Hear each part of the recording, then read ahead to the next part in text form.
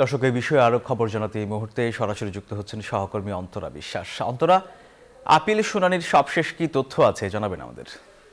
আজকে তৃতীয় দিনের মতো যে আপিল শুনানি সেটি শেষ হয়ে গেছে এবং আপনি জানেন যে প্রতিদিনই ৭০টি করে আপিল শুনানি হবার কথা, কিন্তু আজকে ৭১টি আপিল শুনানি হয়েছে। তার কারণ হচ্ছে গতকাল একজন আসতে পারেনি, তো তার আপিল শুনানিটা আজকেই হয়েছে। তো এই নিয়ে আসলে এই যে ৭১টি আপিল শুনানি হলো, এই ৭১টির মধ্যে মূলত 41টি আপিল মঞ্জুর হয়েছে, অর্থাৎ গতকালকের একটি এবং আজকের 40টি, সব মিলিয়ে 41টি আপিল শুনানি মঞ্জুর হয়েছে।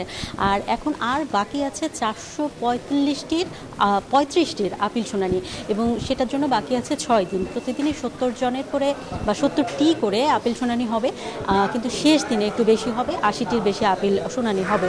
আর আপনি জানেন যে এই যে 3 দিন, এই 3 দিনের মোট যে মঞ্জুর হওয়ার সংখ্যা সেটি হচ্ছে 151, অর্থাৎ 151টি আপিল মঞ্জুর হয়েছে। 210টির মধ্যে 151টি, যার অর্থ অধিকাংশ আপিলই কিন্তু এখন পর্যন্ত মঞ্জুর হয়েছে।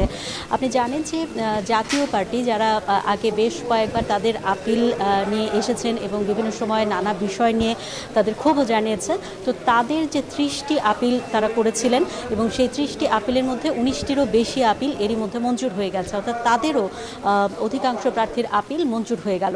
এছাড়াও আপনি জানেন যে যে বিষয়গুলো নিয়ে এই যে আজকের দিনে ৭১ জন আপিল করলেন, তার মধ্যে অন্যতম ছিল স্বতন্ত্র প্রার্থীরা। স্বতন্ত্র প্রার্থীদের মূল যে সমস্যা ছিল সেটি হচ্ছে 1% যে ভোটারের স্বাক্ষর দেখাতে হয় সেটি, এবং দৈবচরণ ভিত্তিতে আপনি জানেন যে সেই 1% ভোটারের মধ্যে থেকে 2-3টি করে নেওয়া হয় বা কারো 4টে নেওয়া হয়, তো 10টি নেওয়া হয় মূলত। সেই 10টির মধ্যে থেকে 2-3টি বা 4টি অনেকেরই মেলেনি, যে কারণে আসলে তারা বৈধতা পাননি। এই ছিল আমার কাছে এখান থেকে সর্বশেষ খবর।